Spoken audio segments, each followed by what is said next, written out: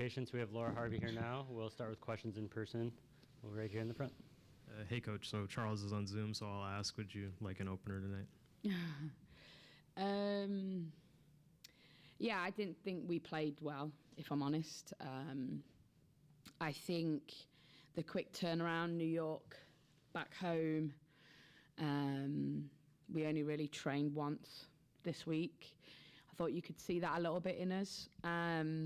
But one thing I said to the group at the end is we've got something you can't coach, which is a mentality that we're not going to give up and we're not going to stop fighting, and it doesn't really matter what's happening. We always believe we can get back into games. And first half, we had some decent chances to score, Second half, when we made the subs, obviously Jess coming on, great. Maddie McCart, I thought all the subs did a good job. But yeah, we've got a big week ahead. I think we've got to rest up. The fact that we don't have to get on an aeroplane is great. We've got to use this week wisely to really get ourselves prepared for what's going to be another tough game next week.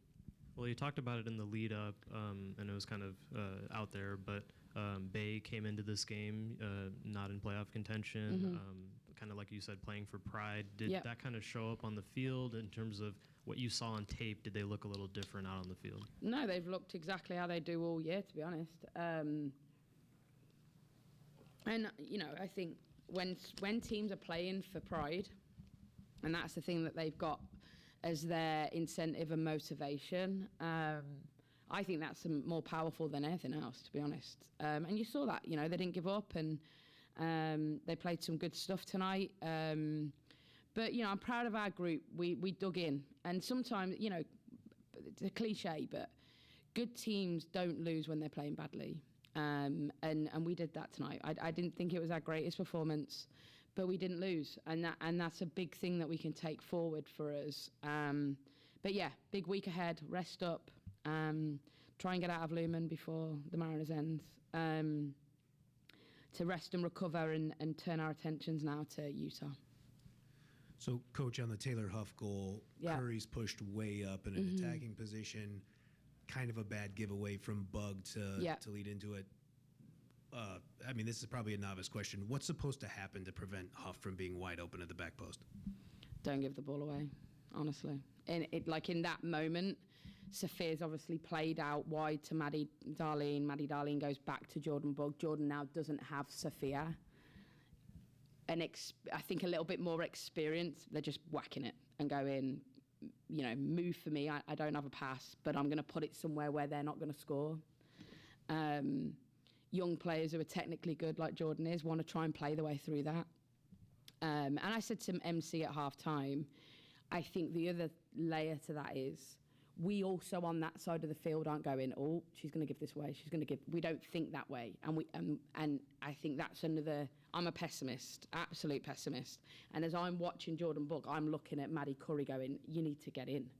And that's just little layers for us that we've got to continue to get better at, because with Sophia higher, Jordan as wide as she was, Phoebe's 2v1 in the box, and she's got to pick the biggest danger, which is the one closest to her.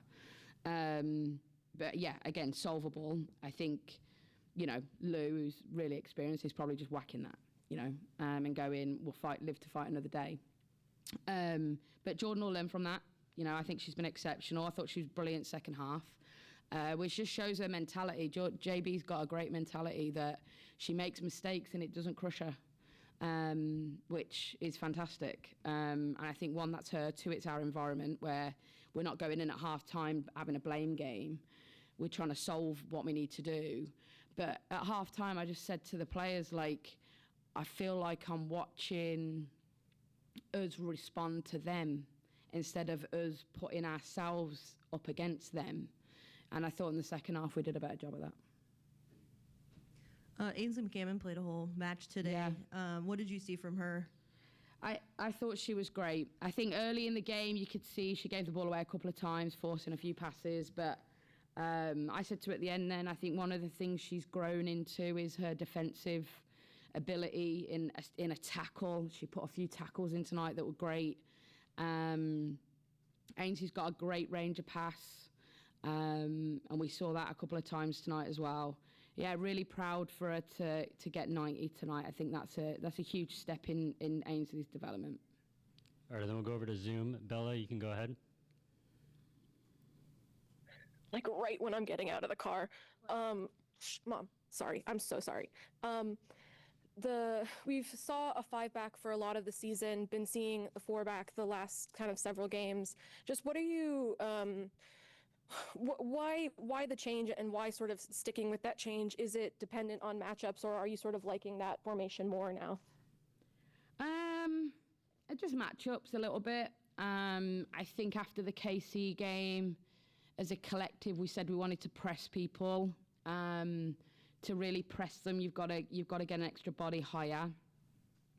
I think, unfortunately, tonight, like I said, I don't think we were ready and recovered from the New York travel. So when you press like we want to, if you're a little off, then that can be hard. And I think as the game got stretched, it became harder for us. But we also got really good opportunities from defending that way in the first half. Coco's opportunity comes from that. Maddie Darlene's opportunity comes from that. So it's a bit of chicken and egg, really. But yeah, I'm not set on either formation, to be honest. It's very much about matchups and what we think we need going into the game. And then just to follow up on that, you mentioned sort of having better attacking chances in the first half than the second half. Mm-hmm. Could you just sort of expand on that a little bit and why you thought that was, and maybe why the subs didn't result in more chances? Well, we didn't win the ball back in the second half the way we did in the first half. And like I said, the chances in the first half really came from defending. We weren't able to do that in the second half, but the half chance that Jess gets, if that's what it takes, then that's what it takes. So I think credit to her, she's scored massive goals for us this season in really big moments. And I think the team look at her and know and believe that when she's on the field that something good's going to happen, So really happy she got that opportunity. All right, Thank you. Thank you, everyone. Thanks, Laura. Thanks. I just want 250 appearances tonight for the club, which is a phenomenal achievement. Not sure anyone's going to beat that.